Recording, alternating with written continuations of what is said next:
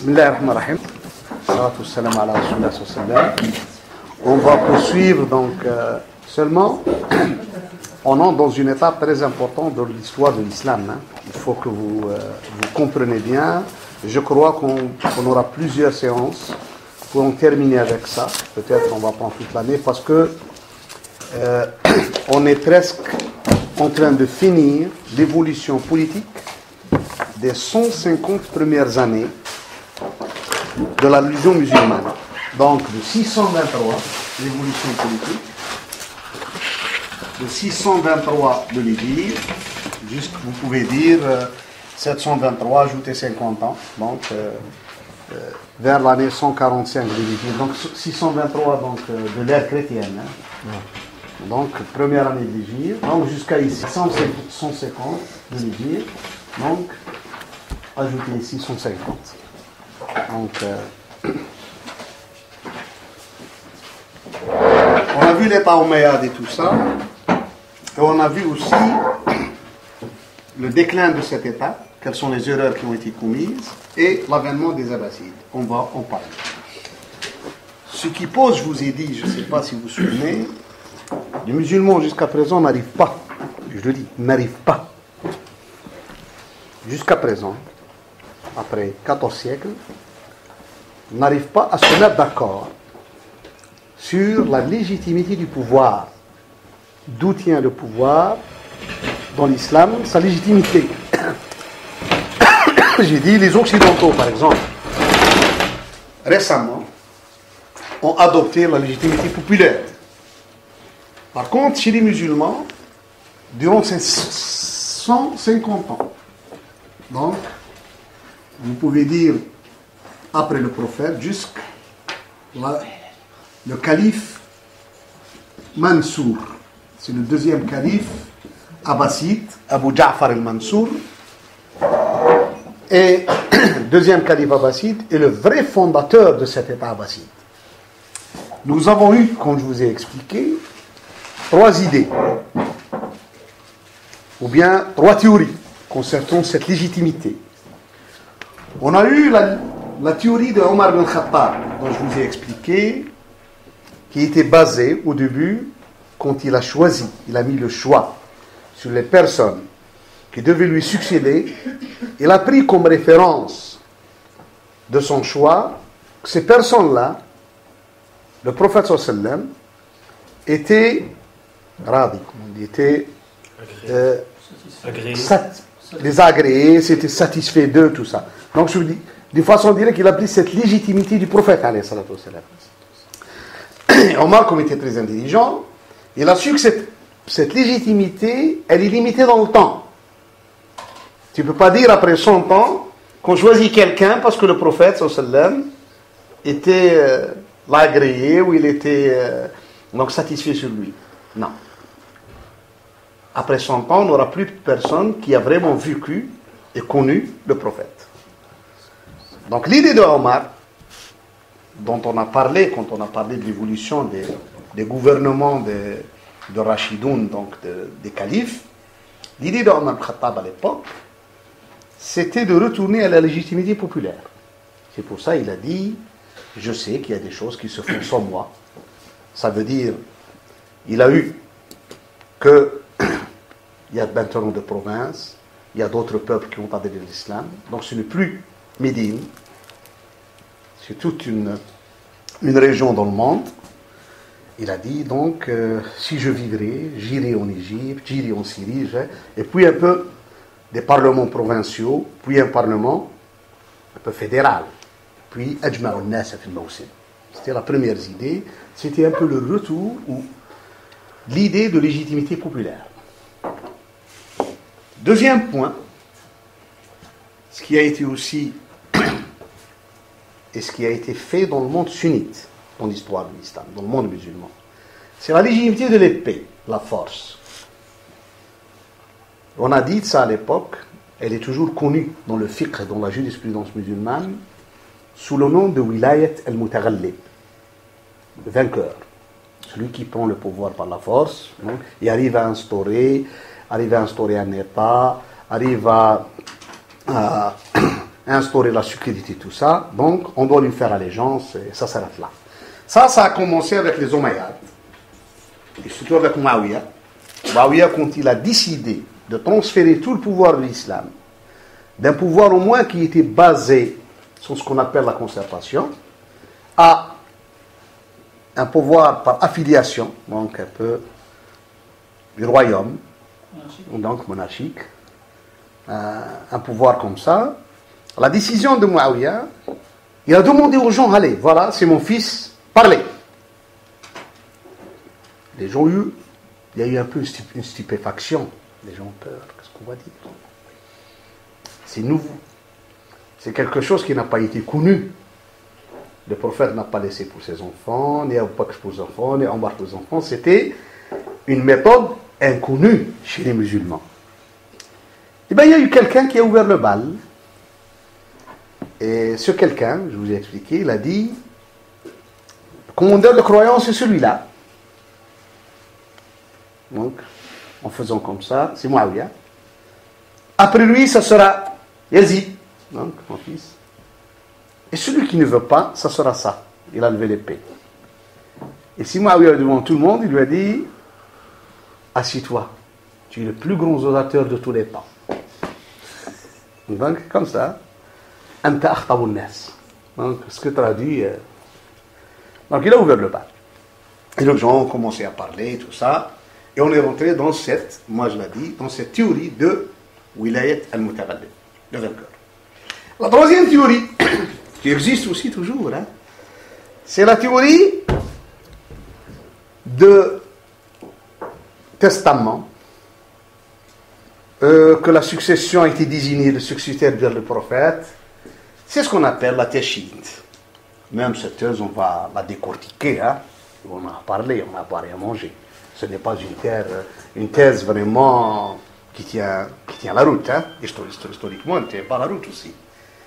Parce que cette thèse aussi nous mène vers un pouvoir qu'on appelle le pouvoir théocratique, qui n'a rien à voir avec la religion musulmane. Un pouvoir théocratique, ça n'existe pas dans l'islam, un pouvoir théocratique. Mais la thèse de la succession ne mène qu'au pouvoir théocratique. Elle ne mène à nulle part. Ou bien le droit divin. Je suis là par droit divin. C'est Allah qui m'a désigné. Ça, ce qu'on appelle la tashhid.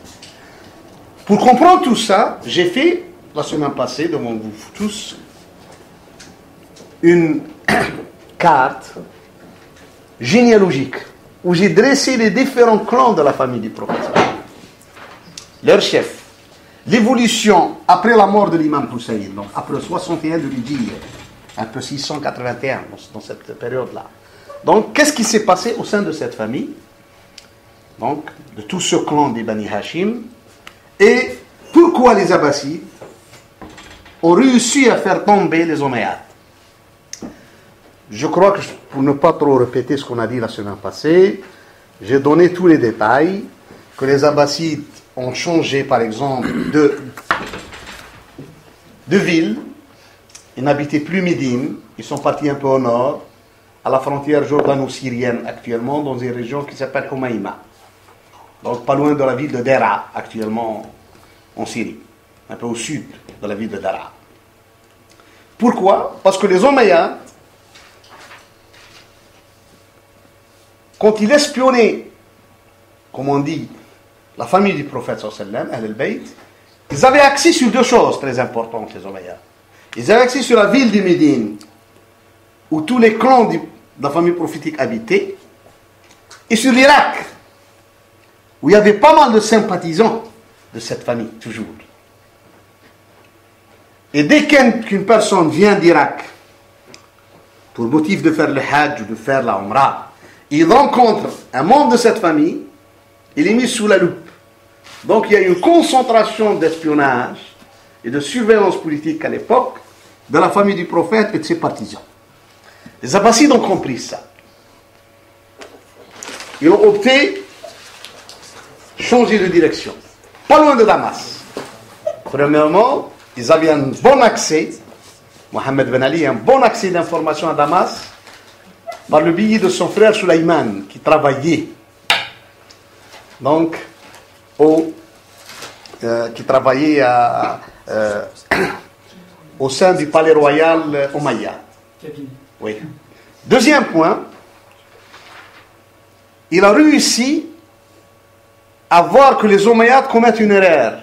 L'État Omeyyade est un État arabe. La composante politique est arabe. Les hommes politiques du système sont des arabes. Par contre, tous les musulmans ne sont pas des arabes. Il y a un changement de l'assiette de cette religion. Après 100 ans, on a des Kurdes, on a des Turcs, on a des gens de la région du Sindh, on a des Maghrébins, des Amazirs, ainsi de suite, ainsi de suite. Donc, ce n'est plus les Arabes qui sont majoritaires de cette religion. C'est les non-Arabes, ce qu'on les appelle l'Aajim. Eh bien, ils disent, travaillons de ce côté-là, qui est négligé par les Omeyyades, et même, il y avait une injustice Omeyyade envers cette composante de musulmane à l'époque.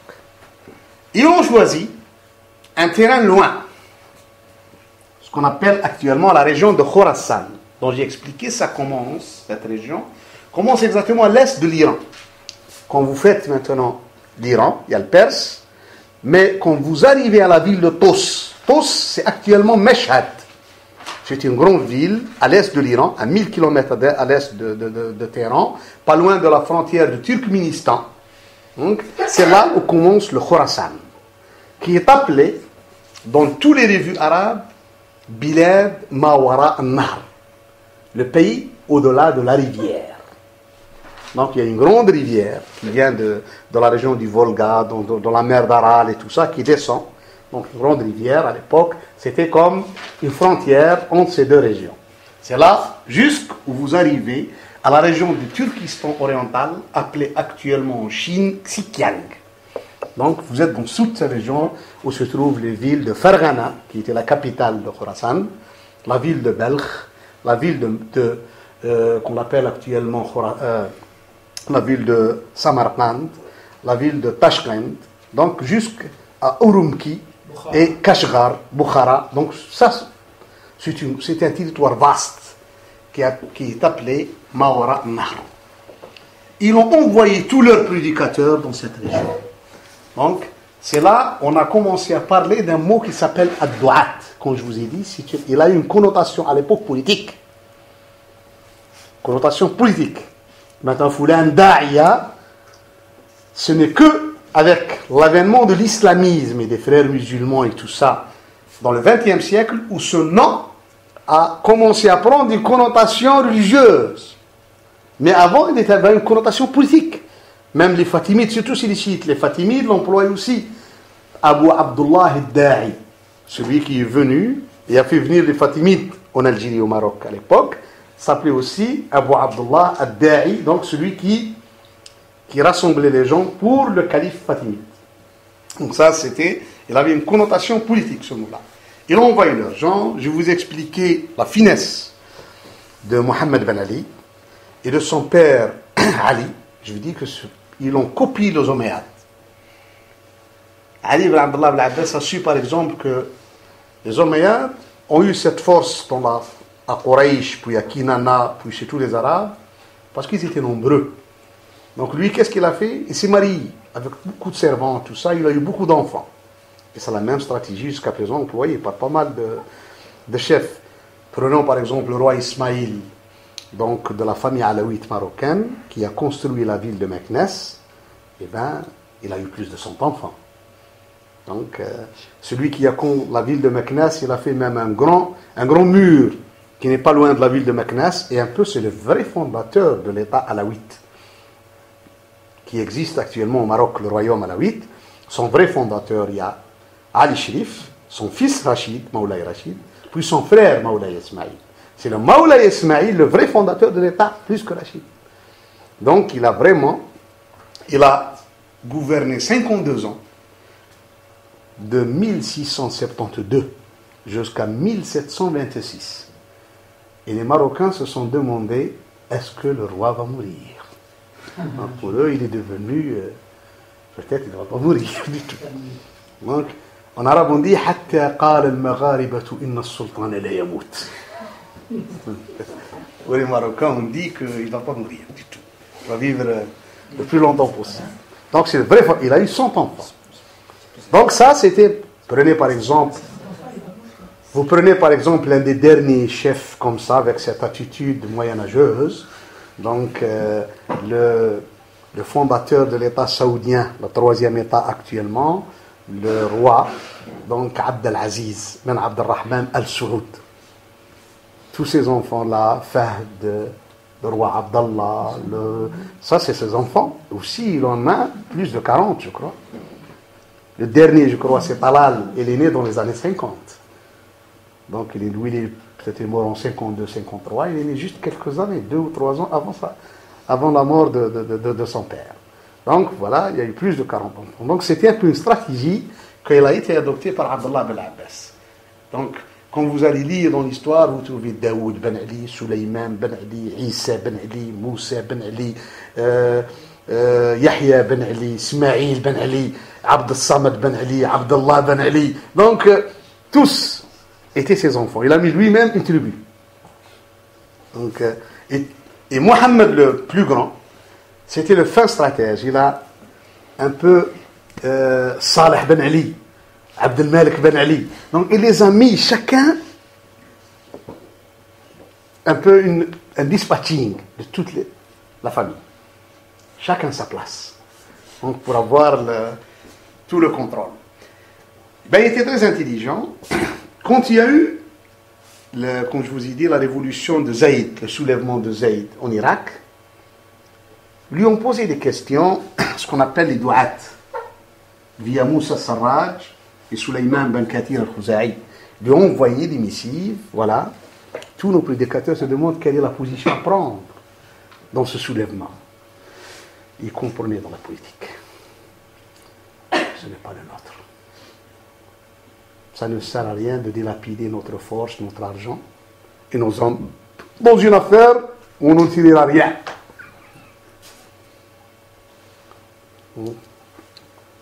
Zaïd a décidé de faire sa révolution. Il ne nous a pas consultés. Il n'a pas bien préparé son coup. Et nous, on ne va pas se perdre dans une chose dont on ne connaît ni les tenants, ni les aboutissants. On s'excuse. Demandez à tous, le calme plat. Rien. Et personne du clan abbasside n'a levé le doigt. Ce n'est pas leur affaire. Eh bien, je me suis toujours demandé qu'il faut faire une réflexion, nous, les islamistes, les musulmans, comme ça. Il y a beaucoup de gens qui rentrent dans les, soi-disant, quand ils trouvent que c'est un islamiste, ils tombent, allons-nous c'est ton frère. Il faut faire des réflexions religieuses. Hein. Il faut faire des réflexions religieuses. La personne était plus proche du temps du prophète. Il n'a pas levé le doigt. Il a su qu'il n'a pas été consulté, ça n'a pas été préparé, il ne connaît ni le tenant, il ne rentre pas. Et des fois, il y a des gens qu'on veut demander à quelqu'un de monter dans un train dont il ne connaît ni le chauffeur, ni la destination, ni les gens qui sont dedans. Donc ça c'est un grand problème. Il a refusé, il est mort en 125. Avant sa mort, il a désigné son fils. Il avait beaucoup de fils, mais les plus grands, ils étaient 3. Ibrahim, Abu al-Abbas et Abu Ja'far al-Mansour. Ça, c'est les fils de Mohammed. Il a désigné son fils, Ibrahim, sous le pseudo Ibrahim al-Imam. Pourquoi? Pourquoi cette désignation spécifique? Ibrahim al-Imam. Parce que avant cette désignation, tous les Abbassides disaient une chose. le but, l'imam n'a jamais été désigné par nom. On disait, comme ça, Al-Rida min Ali Muhammad. Celui que vous choisirez parmi la famille du prophète. Sans en donner de nom.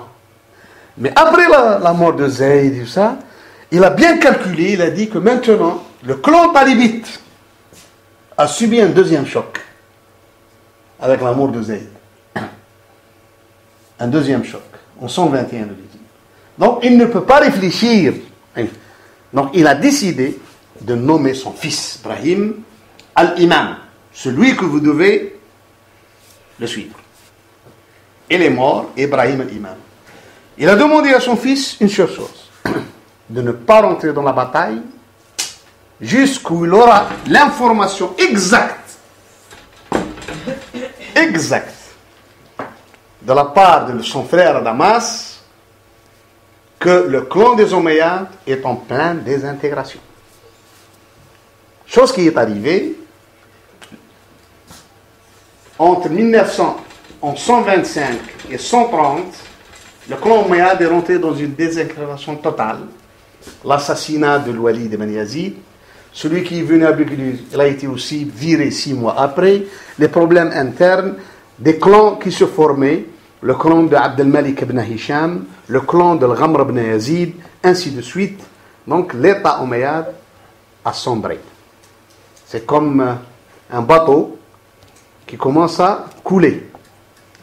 Un bateau qui coule. Et c'est là où il a décidé de passer à la vitesse supérieure. Je vous donne une information, je ne sais pas si on l'a dit, mais parce que j'oublie, tellement on donne beaucoup de cours. Donc, Mohammed Ben Ali, il était très, parmi son intelligence, quand il recevait ses émissaires vers Khorasan, le chef de ses émissaires, il est venu une fois avec une personne de la région, un jeune, qui s'appelle Abu Muslim al-Khurasan. Il a dit d'arrêter ici. Laissez-le moi. Pendant cette période, la personne est devenue très attachée à l'imam Mohammed, puis à son fils Ibrahim. Il lui a demandé d'être celui qui sera nommé à la tête. Il a écrit à tous les... Il a nommé à la tête de son armée et de ses gens et tous ses adeptes dans la région de Khorasan. En 127-128, dans cette période, et c'est là où a commencé la bataille de la reconquête du califat par les Abbasides. Elle a commencé dans la région de Khorasan. Khorasan était divisé, comme je vous ai expliqué, il y avait des querelles en 2 clans arabes. Le clan arabe, ce qu'on appelle Al-Qaïsiya, je ne sais pas si vous êtes... l'année passée, on a parlé de ça, les problèmes entre les tribus arabes, et les Yéménites. Les Qaïsites étaient sous la conduite du gouverneur de Khorasan, Nasr ben Sayyar, et les autres étaient sur Karmani et son fils Ali. Il y avait des problèmes. Eh bien, Abu Muslim a poussé le clan de Karmani à faire la bataille avec ce clan-là. L'assassinat de Karmani, en poussant Ali ibn Karmani à faire aussi, à revenger son père. Donc c'était un peu la fin des Arabes, des 2 clans arabes à Khorasan, au profit de Abu Muslim. Ça c'est à Khorasan, même pas dans l'Arabie. Non, à Khorasan, juste à Khorasan. Donc c'était la fin des tribus arabes et Khorasan a été conquis. Et on arrive que Ibrahim, dans son testament à Abu Muslim, il a donné 2 choses. Des choses qui m'étendent dans les gens qui sont au pouvoir. Je crois qu'il existe toujours. Mais... La première chose de cette région de Khorasan, il a dit, il ne faut pas laisser un arabe. Donc, il n'y aura plus aucun autre discours, à part le discours abbasside. Plus personne qui parle arabe. En plus, il lui dit, celui que tu soupçonnes, tu le tues. وأيما رجل بلغ 5 أشبار وشككت فيه فاقتله. Toute personne. Et ça commence dans l'islam, ce qu'on appelle Al-Qatl al-Dinna. On tue quelqu'un, juste à Dinna, parce qu'on a Soupçon. un soupçon. C'est la première fois, en 130 de l'Hijr, ça a commencé par ce qu'on appelle le testament de Ibrahim ben Mohammed ben Ali, qui est appelé Ibrahim l'imam, à son gouverneur et à son homme de confiance, Abu Muslim al-Khurasani. Et suite à ça, Abu Muslim al-Khurasani a commis des dépassements énormes. Énormes. Même des gens très proches du calife abbasside, il les a tués malgré que... Parce qu'il a cette carte blanche, comme on l'appelle. Carte blanche. Le pouvoir est aveugle. Hein? Le pouvoir est aveugle. Quand on le cherche, c'est fini. On perd les pédales. C'est difficile. Il y a eu la reconquête. Nasr ben Sayyar a écrit à Damas, leur disant, voilà, les choses se gâtent. Nous sommes en pleine décadence. La réponse de celui qui a pris le pouvoir en 130, Marwan ben Mohammed, a été, celui qui est ici ne voit pas ce que... Donc un peu, il a délaissé la situation. Et les forces commencent à se rapprocher de l'Irak. Donc on va plus se rapprocher de l'Irak. Et c'est là que les Omeyyades ont su que, c'est une armée. Ont décidé de s'assembler. Et c'est un combat d'arrière-garde. Un combat d'arrière-garde. C'est fini. Les combats d'arrière-garde ne mènent à rien. Ils ont décidé de se lancer. Et en même temps, il a eu l'information que la personne, c'est Ibrahim l'imam. Lui, il était toujours à Humayma. Ça, ce qui m'étonne, pourquoi il est resté là. Eh bien, on a envoyé une armée qui l'a pris. Elle n'a pas pris toute la famille abbasside. C'est littéraire, l'a pris juste Ibrahim l'imam. Il a eu le temps de désigner son frère et de leur dire, dès que je quittez, personne de vous ne reste ici, l'Irak. Cela, en arrivant à Damas, Abdelhamid el-Khatib, le secrétaire, il a dit, mais pourquoi lui? Tout le monde, revenez. Toute cette famille doit être exterminée. En revenant, il a trouvé que tout le monde a pris, elle est devenue loin, elle est rentrée en Irak, dans la région d'Al-Anbar. C'est fini. Maintenant, la décision, c'était d'envoyer toute une armée, à la tête le calife lui-même, rencontrer l'autre armée au nord de l'Irak, dans un fleuve qui s'appelle le Zab, qui n'est pas loin du nord de l'Irak. Eh bien, cette bataille, c'était 132. Et je ne sais pas comment on dit en français, il y a un proverbe que c'est dit aussi au Maroc. Il se dit en Algérie. C'est un proverbe, comme on dit, normal, hein? Populaire, un dicton populaire. Il dit, quand elle vient avec un cheveu. Et quand elle part, comment on dit, donc même si elle est attachée avec des chaînes, elle part, c'est fini. Et quand elle vient avec une chose que tu n'as jamais eu l'idée qu'elle va venir.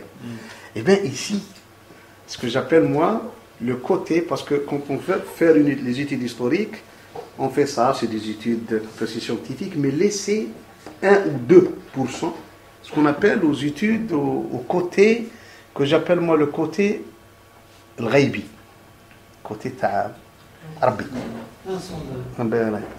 Parce que qu'est-ce qui s'est passé dans cette bataille? C'est la bataille où le chef il est mort, le chef d'une armée est mort et son armée a gagné. Et l'autre, le chef est vivant et son armée a perdu. Généralement, quand la direction meurt, l'armée perd la bataille. Eh bien, Qahtaba est mort en pleine bataille. Le chef des troupes abbassides. Mais son armée a gagné la bataille. Marwan ben Mohammed était vivant. Son armée a perdu la bataille. Il a dû fuir et on a envoyé des troupes à sa recherche en Syrie. Ils ont reconquis Damas. Lui, il a fui. Il a été arrêté, tué en Égypte. Donc, il voulait regagner l'Andalousie. Il était mort en Égypte. Pendant ce temps-là, les amis, qu'est-ce qu'ils ont pris comme position? Est-ce qu'ils sont intervenus ou bien ils ont fait comme les Abbassides, ils ont décidé de rester... Qui? Les Abides. Non, les Abides étaient hors sujet, du tout. Ils ne savaient même pas ce qui se passait. C'était hors sujet. On va parler de ça. C'était hors sujet. Donc, les gens, la famille, le clan talibite, il était hors sujet. Il savait que...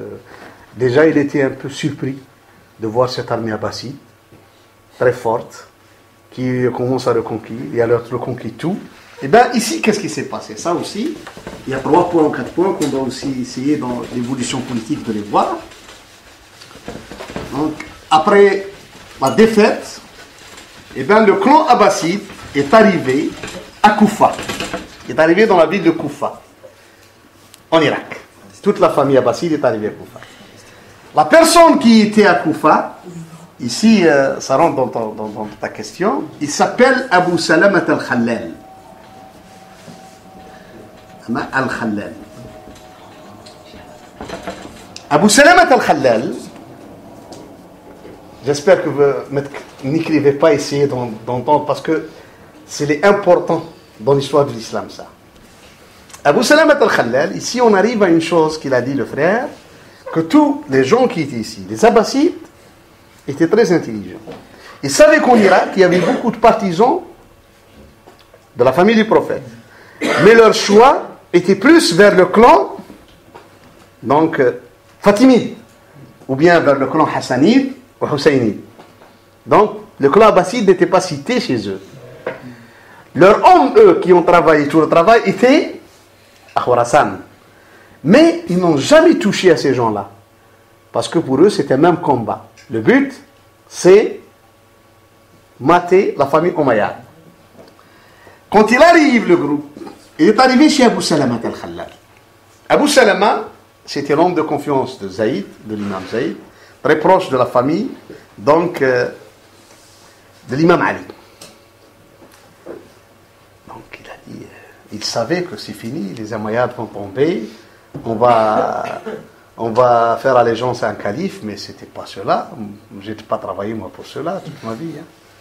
Il faut... Qu'est-ce qu'il a fait? Et c'était son erreur. Il les a un peu emprisonnés. Il les a accueillis sans aucun problème. Il a même leur fait un servant qui rentre, donc quelqu'un qui les serve et tout ça. Mais il n'a pas parlé de l'arrivée à personne. Il a caché leur arrivée. Deuxième point, il n'a laissé personne s'approcher d'eux. Donc un peu, ils étaient emprisonnés dans une résidence surveillée. En même temps, lui, il a envoyé à Médine ses émissaires pendant 1 mois. Un pour Ja'far Sadiq et un autre pour Abdullah ibn Hassan. Il y a une niette. Il a dit, venez en Irak. Eux, ils savaient que les Umayyads sont dans des problèmes, que leur armée est battue, c'est fini. Mais ils savaient, c'est pas eux. Ils savaient que c'est pas eux qui ont fait ce travail-là. Donc, tous les deux ont dit non. Ils ont refusé. Mais qu'est-ce qui s'est passé en même temps? La famille abbasside, elle est chevronnée dans la politique. Quelqu'un qui est chevronné, attention, quelqu'un qui connaît la politique, il ne faut pas jouer avec lui. Ils ont su qu'ils sont dans une résidence surveillée. Ils ont dit, écoutez, essayons d'approcher ce servant. Ils ont discuté avec lui, ils l'ont un peu amadoué. Il dit, quand tu rentres, tu vas à Koufa, est-ce que tu vois Brahim Sarraj? Il a dit oui. et tel. Ils ont donné 3 ou 4 personnes, c'était leurs hommes de terrain. Et ceux-là, effectivement, ils les cherchaient. Ils attendaient. Où ils sont? On n'a pas d'informations. Comment ça, ils ne sont pas venus? Donc déjà, ils étaient dans... Il les a rencontrés.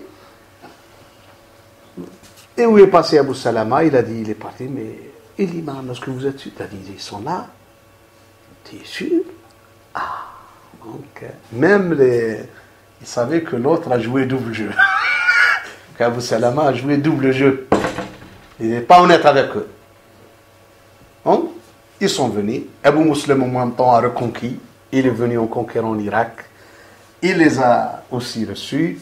Et tout le monde a su qu'Abu Salama, mais là, Safah, il a dit, ne faites rien, Abu Salama, pour le moment. C'est pas le moment. Et on l'a nommé dans le poste de ministre de Ali Muhammad. Donc on l'a honoré. Et en politique, si on t'honore plus que l'enfant, on va t'éteindre. Il y a beaucoup de gens. Moi, j'ai vu un président insulter quelqu'un, il l'a nommé. Et j'ai vu dessus quelqu'un, une vénération, il l'a enterré. Ça, c'est ce qui s'est passé à l'époque. Il a été nommé. Abu al-Abbas al-Saffah est rentré. Donc, on a dit que l'imam Ibrahim est mort, tué. Donc, c'est son frère Abu al-Abbas. Et on l'a mis à la mosquée de Koufa, là, la mosquée de l'imam Ali, donc. Il est monté, il a prononcé une oraison, un grand discours. Et c'est la première fois dans l'islam où j'entends dans ce discours que ce calife sera entre nos mains jusqu'où c'est nous qui vont passer l'étendard à Isa ibn Maryam. Vous avez bien compris? Jusqu'à la fin du temps. Ça m'étonne, ça. Ça m'étonne d'où vient cette idée à quelqu'un qui s'autoproclame calife des musulmans. Et on est à 100 ans de la période prophétique, à disant que nous saurons jusqu'à la fin des temps, et c'est nous qui vont donner cet étendard à Isa ibn Maryam. Ça, c'est écrit, hein, je ne suis pas en train de blaguer sur eux. Hein. Je n'ai aucun lien. C'est pour ça que j'aime mieux être objectif. Deuxième point, donc ils ont été nommés officiellement et tout ça. Donc, ils ont pris le pouvoir. On assiste, après la prise du pouvoir, par les Abbassides en Irak, l'élimination des Omeyyades, donc de la région de Damas et tout ça, de toute la Syrie, pour le Cham et tout ça. Donc tous sont rentrés dans le giron des Abbassides et le commencement de l'État abbasside. Il y avait 2 califes, le calife As-Saffah et son frère Abu Ja'far al-Mansour qui était le vrai calife.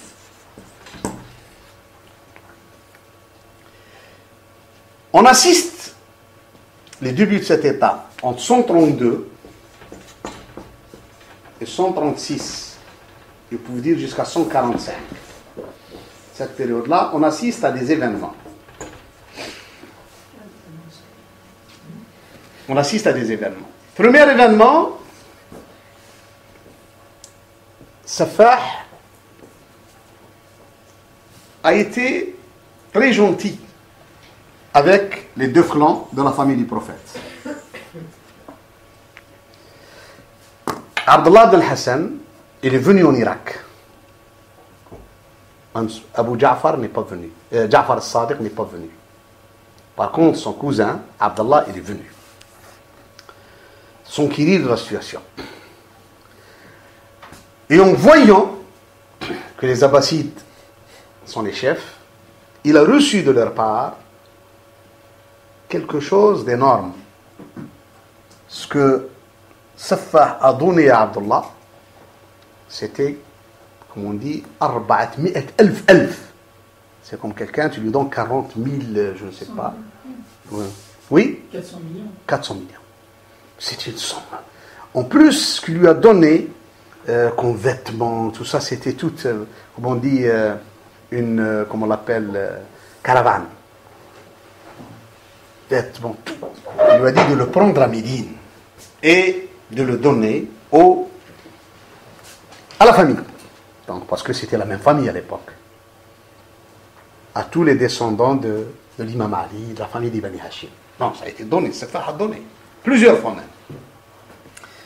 C'est ici où est le problème. Abdallah et Abu Ja'far n'étaient pas d'accord avec son frère. Abu Ja'far al-Mansour n'était pas d'accord avec Saffah. Il a dit que tu lui as donné plus qu'il en faut. Alors que Saffah, il a dit non, je leur donne. Il a été clair et net, c'est ma famille, je dois leur donner tout ça. Au lieu d'engager des discussions entre la famille sur le pouvoir, comment le régir, c'est l'un des problèmes des musulmans. Donc, Abdallah, en revenant à la Médine, donc la famille était vraiment joyeuse d'avoir tout ça. D'ailleurs, toutes les femmes hachimites disaient, alhamdoulilah, c'est la première fois qu'on a vu ça après 100 ans. Donc, on n'a jamais eu toutes ces choses-là. Et bien, lui, il a dit, vous êtes en train de rigoler, tout ça, si nous en donnons, ce n'est rien. Parce que tout ce qu'ils ont pris, c'était votre droit. C'était votre nom qui a été utilisé.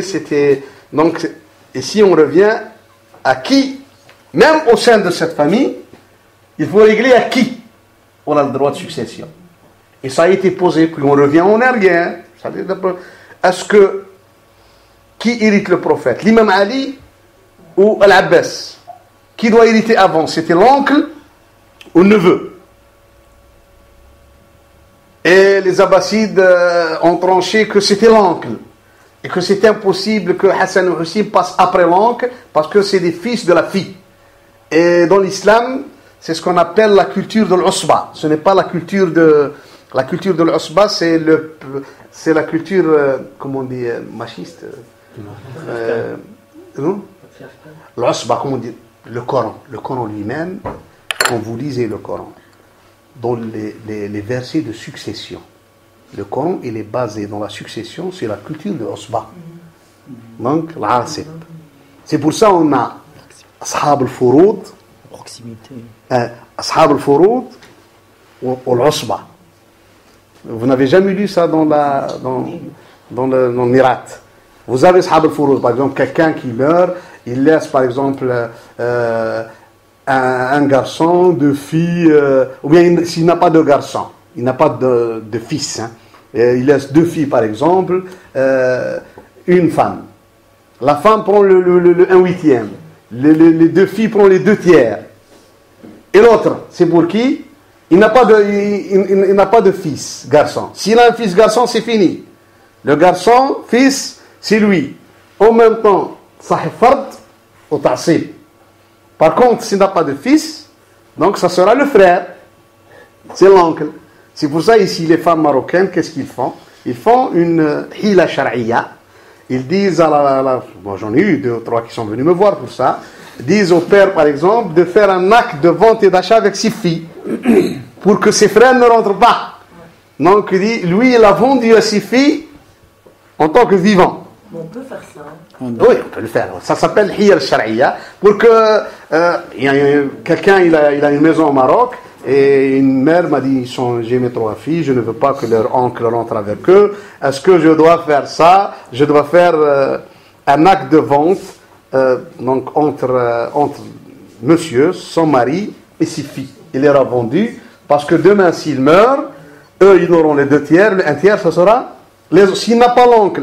C'est le neveu, ainsi de suite. Ça s'appelle l'Usba. Donc, ça, on est rentré dans un débat. Et on va revenir dans ce débat-là. Hein, parce que ça va nous mener sur le testament, sur la désignation des imams.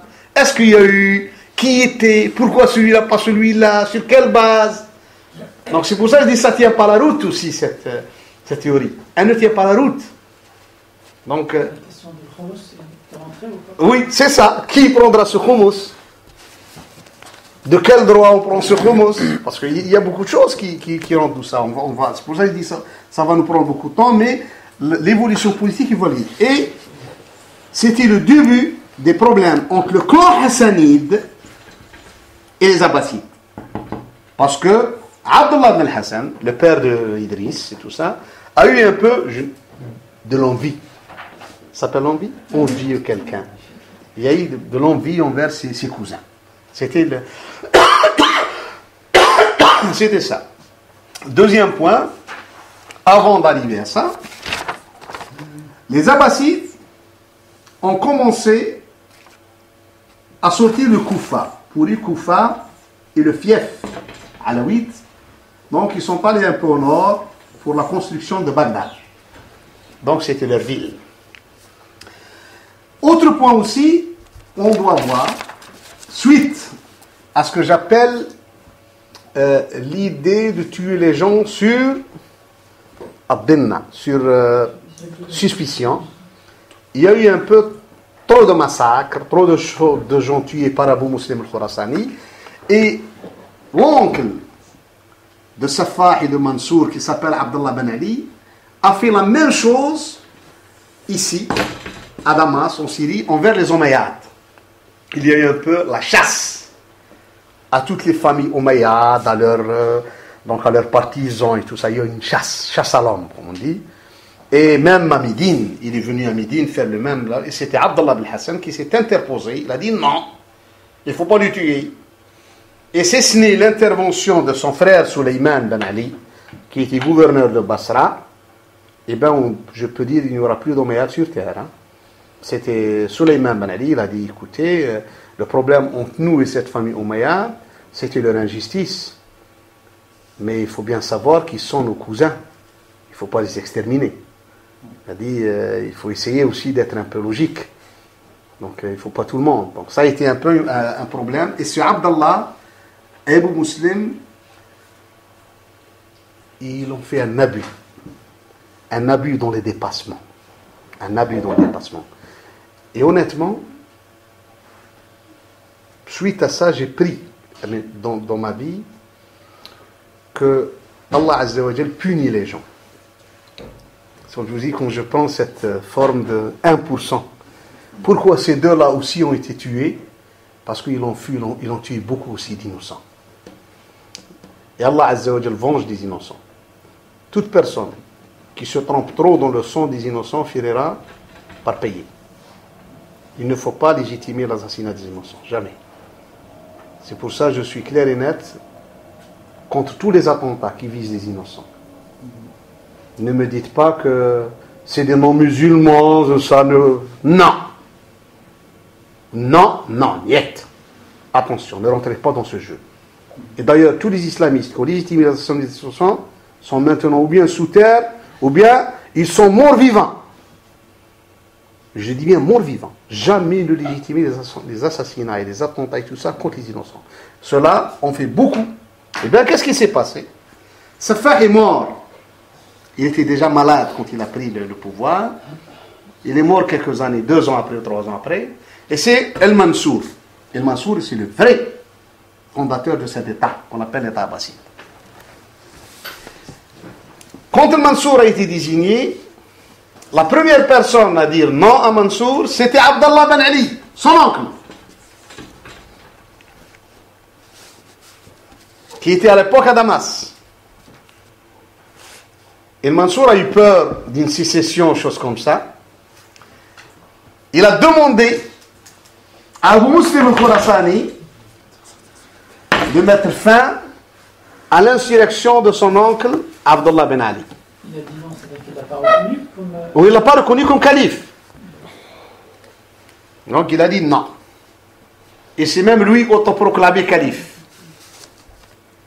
Il avait avec lui son frère qui était un très jeune, qui s'appelle Abd Samad Ben Ali. Il avait 20 ans comme ça. C'est le dernier des derniers. Le dernier des Mohicans de la famille de Ali Ben Abdullah Ben Abbas. Donc il a dit, écoutez, eh bien, Mansour a envoyé Abu Ja'far. Abu Ja'far, en arrivant ici, le problème d'Abdullah Ben Ali, Abu Muslim. Oui. En arrivant en Syrie, les deux armées en face, la plupart de l'armée, des hommes de l'armée d'Abdullah Ben Ali, c'était des gens de Khorasan. ils ont rallié Abu Muslim. Il a été capturé, c'est fini. Donc, plus rien. Et ramené prisonnier chez Abu Muslim, chez Abu Ja'far. Vous voyez bien. Écoutez cet épisode qui vous faire rigoler dans la politique. Ça s'appelle des ruses dans la politique. Il n'y a pas de fisabilillah en politique. Attention. Il n'y a pas de fisabilillah. Ben, qu'est-ce qu'il y a eu?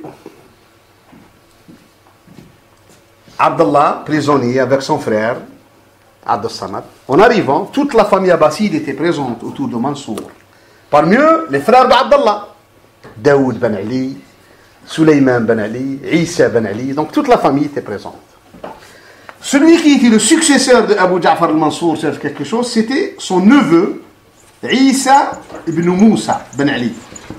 Ben Mohammed ben Ali. C'était un peu le prince héritier. Tout le monde était ensemble. Et bien, après avoir fait le procès d'Abdallah ben Ali, Al-Mansour a pris la décision. Écoutez bien cet épisode. Il a dit à son neveu, son prince héritier Isa ben Moussa, prends soin de ton oncle. Parce que comme lui, c'est son oncle. À son cousin, prends soin de ton oncle, donc chez toi, ton résident surveillé. L'autre, il l'a pris chez lui, cadenassé. Tu es chez moi, donc il ne lui manque de rien. Il est dans sa famille, donc il n'a pas voulu le tuer. Après ça, Mansour, après les choses se sont calmées, il a vu le fils de Isa ben Moussa. Il s'appelle Ja'far ben Isa. Il a dit, écoute, il est toujours chez vous? Il a dit, allez. Oui, tue-le. L'autre jeune, ne sait pas, il est venu chez son père, il lui a dit, commandeur de croyants m'a demandé de le... Il t'a demandé ça? Il a dit oui. Et qu'est-ce que tu comptes faire? Il a dit, on va le... Et bien, en faisant ça, tu sais qu'est-ce qu'il a dit, le Isha ben Moussa, quand on devient chevronné dans la politique? Il a dit, oh, petit, tu ne connais rien, toi. Il a dit, tu sais, tu as été présent quand il y a eu tout le conseil de la famille. Il a dit, il nous a demandé de bien veiller sur lui devant tout le monde. Tout le monde est témoin de son ordre. Il t'a demandé en secret de le tuer. Et quelques jours, il va te demander de le faire venir après avoir su que tu l'as tué. Qu'est-ce que tu vas dire à ton membre de ta famille? À tes oncles? C'est lui? Il va dire, écoute, mais attends, il va aussi te tuer toi. Tu l'as calomnié, tu passeras devant le juge, tu dis, tu n'as pas de preuve.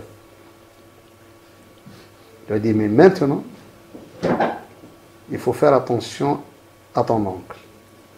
Ferme avec lui. Tu manges ce qu'il mange. Ne laisse personne s'approcher de lui, donner, parce qu'il a eu peur que lui-même va essayer d'introduire quelque chose pour l'éliminer. Il lui a dit, mais pourquoi il fait tout ça? Parce qu'il lui a dit, je suis son successeur. Il veut me saboter pour le profit de son fils. C'est pour ça, Inna al-mulka uquq. Je ne sais pas comment l'interpréter en français. Le mulk. Quand on veut le pouvoir, uquq. On ne connaît personne. Inna al-mulka uquq. Il a dit, il veut m'évincer. Et pour m'évincer, il faut qu'il m'accuse d'assassinat de mon oncle, qui est son oncle. Donc de me mettre dans la famille en quarantaine par rapport à tout le clan abbasside. Je ne pourrai jamais être... Qui a désigné Isa ben Moussa comme successeur de... Parce que c'était une désignation de Safah avant. Safah a désigné Abu Ja'far, puis Isa ben Moussa. Et c'était écrit. Donc il a dit voilà. Quelques jours après, Abu Ja'far al-Mansour a demandé à Isa ben Moussa comment va ton invité, en croyant qu'il l'a tué. La réponse de Issa ibn Moussa lui a dit suivant tes ordres. Suivant tes ordres. Donc lui, il a donné 2 ordres. L'ordre devant tout le monde. Et quand il a dit ça, c'était devant tout le monde. Hein? Et tous les gens savent que son ordre était de bien prendre soin de lui. Il a dit suivant tes ordres. Il a dit est-ce que vous pouvez le faire venir? Parce que ses frères veulent le voir. L'autre, il a dit à son fils, allez voir avec ton oncle. Mansour était déjà, il a vu que la personne n'était pas gênée. Quelques instants après, la personne est rentrée, bien habillée, bien soignée, tout ça. Et voilà. Et Ben Mansour, il a su que l'autre a compris que ce n'est pas un connard quand même, qu'il a compris dans la politique. Ah oui.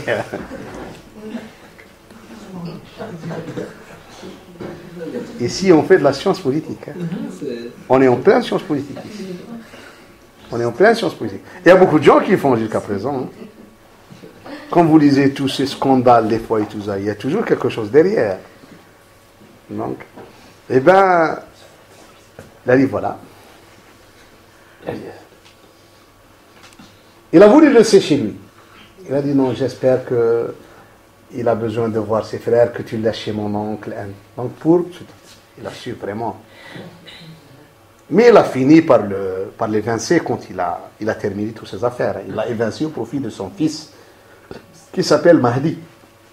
Donc, qu'il a appelé même Mahdi. C'est ça. Donc ça, c'était la première chose. Abdallah est éliminé du circuit. Maintenant, c'est Abu Muslim, il voulait l'éliminer. Mansour. Pourquoi Abu Muslim? Mansour a éliminé 2 concurrents. Il a éliminé une autre chose. Il a éliminé, comme je dis, je donne une personne qui était un gouverneur omeyyade de la région, qui s'appelle Ibn Hubayra.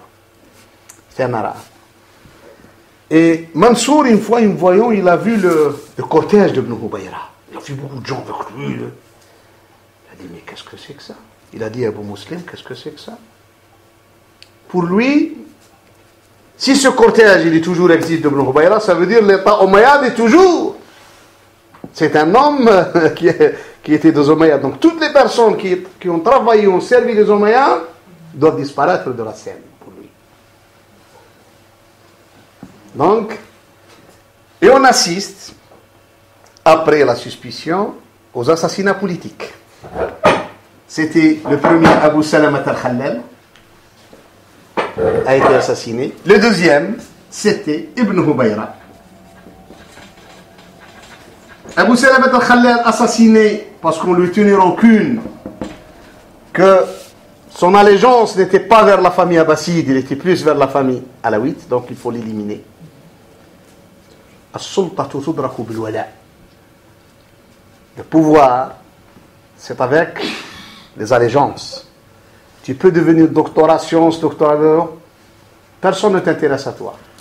Mais il faut que tu rentres, le pouvoir, c'est comme quelque chose où on joue avec des... Je ne sais pas s'il y a un jeu qui se fait avec des... Comme ça. Ça, c'est le son du pouvoir. Cette sphère, des fois, on joue comme ça pour arriver avec une petite bille à mettre ici. C'est comme ça. Celui-là parle avec celui-là, qui parle avec celui-là, qui parle avec celui-là. Donc, ça, c'était gravé. Tu graves les sphères. Ça, le pouvoir, il est comme ça. Yudraku bil wala. Donc, il faut que tu tournes dans une sphère. Après le temps, tu montes dans une autre sphère, ainsi de suite, que tu arrives au pouvoir. Sinon, ce n'est pas comme ça que tu arrives. Il faut que quelqu'un te pousse. Pas parce que tu as fait des études, des choses comme ça. Ça n'a aucun sens. Donc ça, c'est un peu l'importance des choses. Donc il a été tué parce que on n'était pas sûr de son allégeance. Ibn Hubayra, c'était une tête de l'ancien régime, de l'ancien État.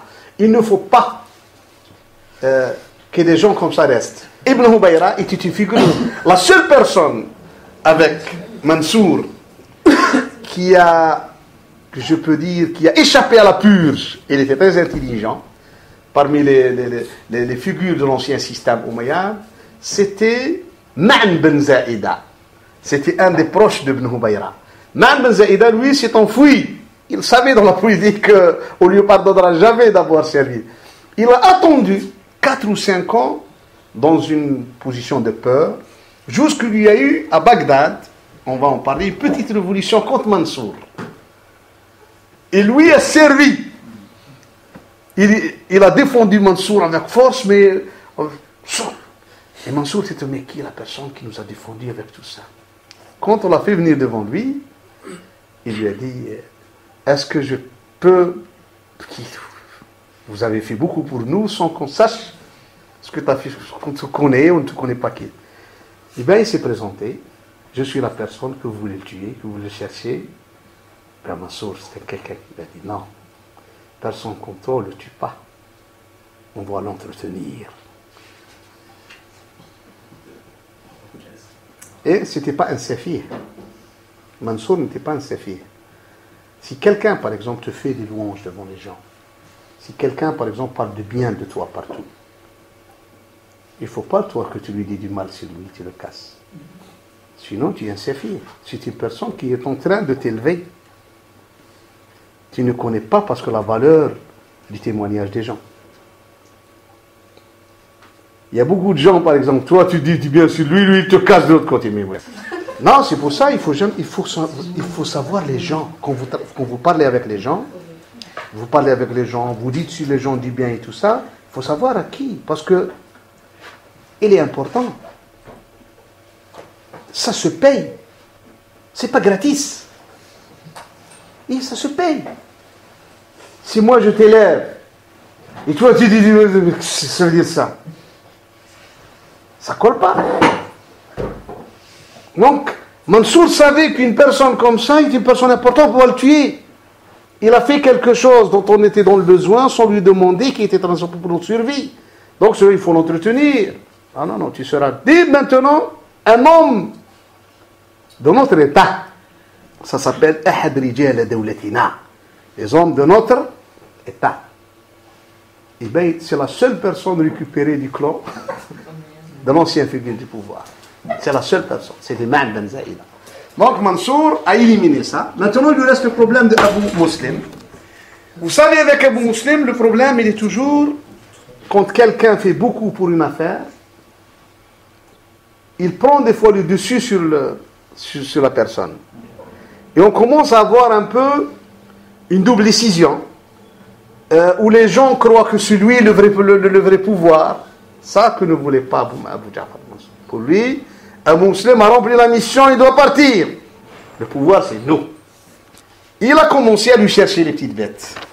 Même il y a eu, moi je ne veux pas parler, il y a eu même un petit divorce et tout ça. Il lui a envoyé des lettres, le suppliant de venir, et tout ça. Et Abu Ja'far a inauguré dans l'histoire de l'islam ce que j'appelle une troisième... C'est pour ça que je n'aime pas beaucoup Abu Ja'far. À cause de ça, je n'aime pas.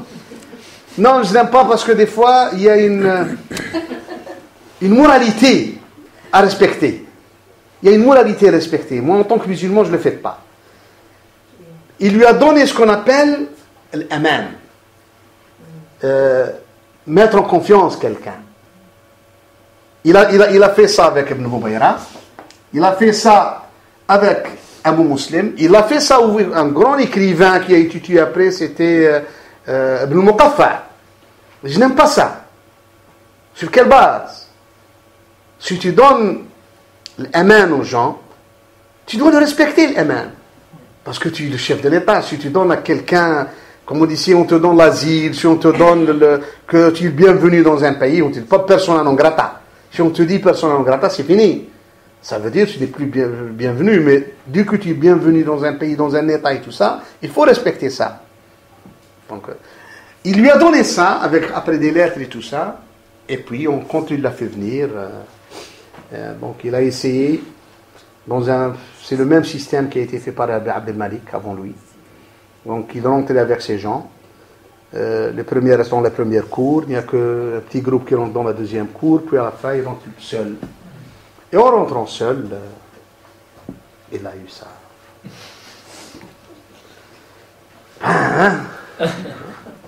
Il a dit, il y avait des gens cachés, armés, sans qu'ils sachent. Il était rentré dans son salon, quand il a dit, La personne, il a dit, Stabqini li a'da'ik. Quand il a su qu'il va le tuer, il a dit, laisse-moi, tu en auras beaucoup d'ennemis. Il a dit, non, non, le plus grand ennemi, c'est toi. Il l'a tué. Il l'a tué sans aucun état d'âme. Et moi, je pense, c'est la malédiction du sang des innocents. En réalité, c'est lui, c'est Oui, oui. Pour moi, c'est la malédiction du sang des innocents qu'il a rattrapé. Donc, et Abu Ja'far al-Mansour, maintenant, il a les mains libres. Quand il a les mains libres, il a eu le problème avec la famille de clan talibite. On revient à ce problème de légitimité. D'où il tient la légitimité. Il a commencé, lui, à s'intéresser. Il a su qu'ils ont de l'argent maintenant. Ce n'est pas comme avant. Qu'ils ont de l'argent. Qu'il a renvoyé de l'argent. Donc, il a commencé à les espionner. Il a vu que le fils d'Abdallah, Mohammed, et c'est la première fois que je suis dans l'arbre généalogique de la famille royale marocaine qui sont descendants de Mohammed. Moi, je croyais que c'était d'Idriss. Non, ce n'est pas Idriss. C'est de Mohammed al-Nafs al-Zakiyya. Ça, c'est la première fois que je suis. Donc, Mohammed ben Abdullah ben al-Hassan. C'est la première fois que j'ai vu quelqu'un, il m'a dit, j'étais dans le... Et j'ai écrit. Il m'a donné, il m'a dit, je lui fais, ça c'est là, puis je dis, je suis fils de Mohammed, ça c'est Mohammed al-Nafs al-Zakiyya. Donc, c'est celui qui a fait cette révolution. Donc, c'est la famille marocaine, royale marocaine, descend de cet arbre généalogique, de cette personne-là, Mohammed. Donc, eh bien, quand il y a eu ça, Mohammed, celui-là, avec son frère Ibrahim, Mohammed, un peu, il a quitté Médine. Donc, on a commencé à préparer un soulèvement. Et il a bien lu Abu Ja'far. Il a lu que le clan n'a pas vraiment capitulé devant les Abbassides. Pour eux, c'est leur droit, c'est eux qui doivent. Parce que quand il y a eu Abu Salamat al-Khallal, l'information, ils n'étaient pas vraiment sûrs qu'il y a un effondrement de l'État Umayyad, parce qu'ils n'avaient pas l'information. Et en politique, si tu n'as pas l'information, il faut mieux garer à droite. Si tu n'as pas l'information politique, gare à droite. Il faut mieux garer à droite. N'avons jamais dans le brouillard. هتفوت عليك الدكاكة. تعرف الدكاكة عند المغاربة شتين؟ تكون pas de الدكاكة. Qui te disent qu'est-ce qu'on va le dakaka. C'est le concasseur. Le rouleau qu'on dit. Oui, c'est comme ça. Si on avance comme ça dans le brouillard, donc il y aura le rouleau qui va venir. Jamais dans la politique. Il faut avoir l'information. Eh bien, ils n'avaient pas l'information. Et on commençait trop tard pour reconquérir le pouvoir avec certains partisans en Irak, surtout à Koufa et à Basra, qui leur écrivaient. Donc on revient toujours au même, ce n'est pas la famille abbasside, donc elle a confisqué le pouvoir à la place de la famille donc alawite et tout ça. Et ça a commencé le problème. Mais Abu Ja'far aussi a fait la même méthode au Mayat. Il les a fait sortir avant terme. Il les a un peu provoqués d'une façon indirecte. Il a envoyé certaines personnes à lui, chez eux, avec de l'argent. Avec de l'argent, voilà. Nous sommes là, nous sommes avec vous, on vous donne de l'argent pour les appâter, pour voir aussi leurs intentions. Deuxième point, il est venu, lui-même à Médine, il a demandé où est Mohammed. Donc il avait des informations comme quoi il est en train de mijoter quelque chose. Mohammed était loin, il était donc dans les contrées arabes. Donc il voulait savoir par tous les moyens où il est. Donc, et ça a commencé les petits problèmes qui ont engendré, dans ce qu'on va voir la prochaine fois, Inch'Allah, c'est le soulèvement donc hassanide contre les Abbassides. Après avoir terminé tout ça, on va faire l'état des lieux entre la famille abbasside et la famille hassanide, plus on rentrera dans une étude religieuse sur la succession du prophète au sein de la famille, sur l'idée de testament, sur l'idée de l'imammat, sur l'idée d'infaillibilité des imams. Tout ça, on va le voir après, Inch'Allah. Donc c'est pour ça que ça va nous prendre beaucoup de temps, donc dans tout ça. Wa shukran.